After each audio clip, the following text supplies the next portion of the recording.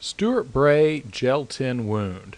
This is part one of Stuart Bray's wound process, and we're going to show how to do a gaping wound with Gel-10. A little different than our usual techniques, and Stuart Bray will be demonstrating this. And keep in mind he's got a lot of good tutorials up on his website learnprostheticmakeup.com. So we'll be doing a large wound or cut in James's shoulder today.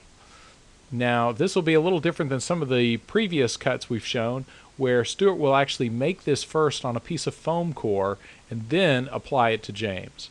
So we're going to start by drawing out our cut on a piece of foam core.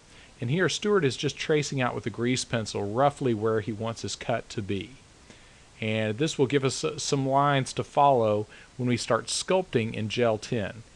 And we're actually going to sculpt in Gel-10 on this foam core surface. So in order to make sure this doesn't stick, Stuart's going to apply a thin layer of 2500 mold release to our foam core, just to make sure we don't have any bonding issues or have this sticking to our foam core and causing problems later on. Now once that's dried, we're ready to apply some thickened Gel-10 to the foam core to create our Gel-10 wound. Now this is thickened Gel-10, thickened with Tin-Thix thickener. You could also use some plat-gel or even Cabicil, but you need it to be thickened to a paste, to almost a peanut butter consistency in order to sculpt a cut like this. Now once we have roughed out roughly the shape of our cut that we want, we're going to get in there and detail a little bit more with the spatula. Now keep in mind with Gel-10, unless you add the retarder, you only have about 5 minutes to work with it until it starts to gel. So if you need some more working time with this technique, it's a good idea to either cool down your Gel-10 to a lower temperature or add some of the 7173R retarder to give yourself some more working time. Now Stuart likes to live on the edge, so he did this without the aid of the retarder, and he just worked really fast like a crack-addled spider monkey. Now once he shaped the rough form of his cut, he's going to use some 99% alcohol to thin the edge of the cut, and also to keep his sponge from sticking when he textures this here in a minute.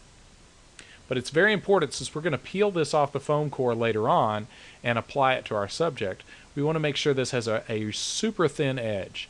If it doesn't, it will be difficult to blend. So it's very important that you have a good thin edge for this appliance application. Now again, we're using 99% alcohol.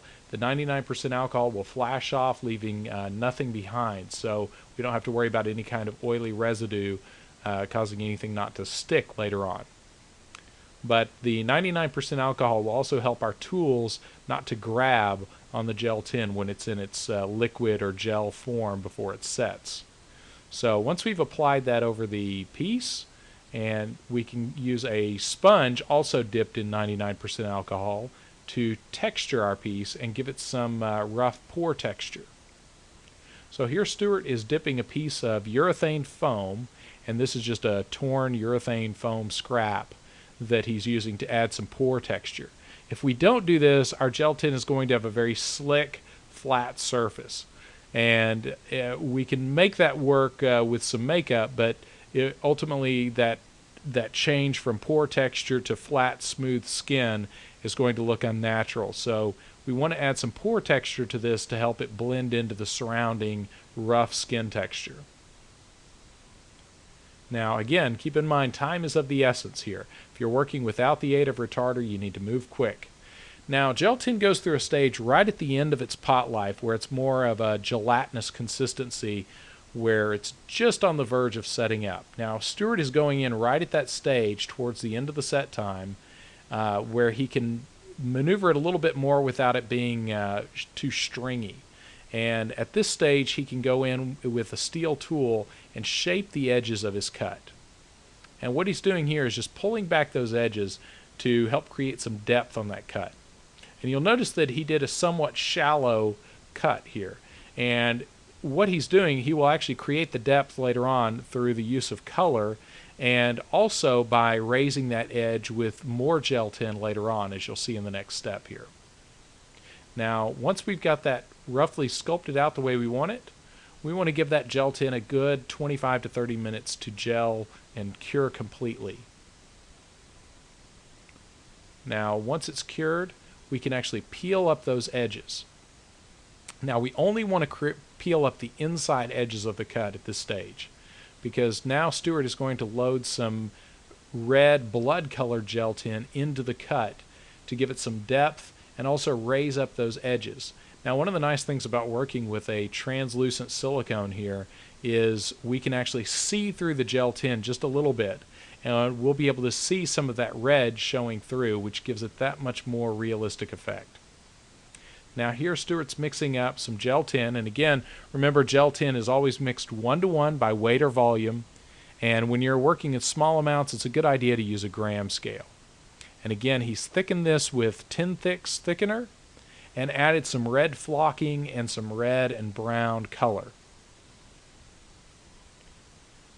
And now we're ready to load those edges up with some blood colored gel-10. Now notice how he's raising the edge and pushing that gel-10 into the cut.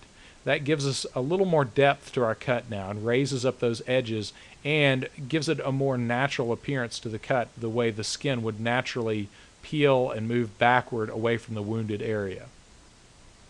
Now again, we're not using retarder, so we only have about 5 minutes to work with our gel-10 here. And again, a good idea to use some 99% alcohol or some of the Skin Illustrator activator to form the inside edges here. Here Suart has wet a brush with 99% alcohol, and he's using that to go in and just free form some muscle texture and just some rough wound texture inside the cut here. Now, as before with our skin colored gel-10, we can also go back in there and sculpt that with the steel dental tool. So that's what we got going on here. Now Suart's going to leave the interior area of the cut open, and we want to do that because that will be the deepest part of the cut, and to create the illusion of depth we'll actually just color that a dark blood or black color in the final cut in the application to the subject there. Now once our blood colored gel-10 dries or cures at about 30 minutes, we'll be ready to peel this off the foam core and do our application.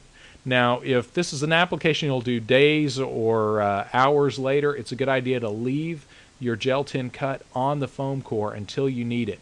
In order to preserve these edges, you want to leave that on the foam core undisturbed so that you can maintain those thin edges.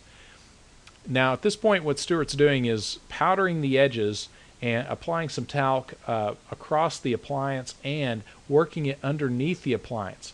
And this makes sure that our super thin edges of gel-10 don't fold and stick to itself and create a thick edge there. So we want to make sure we powder that edge and powder underneath our appliance to make sure we maintain that super thin edge so we can have a good application with a good seamless edge.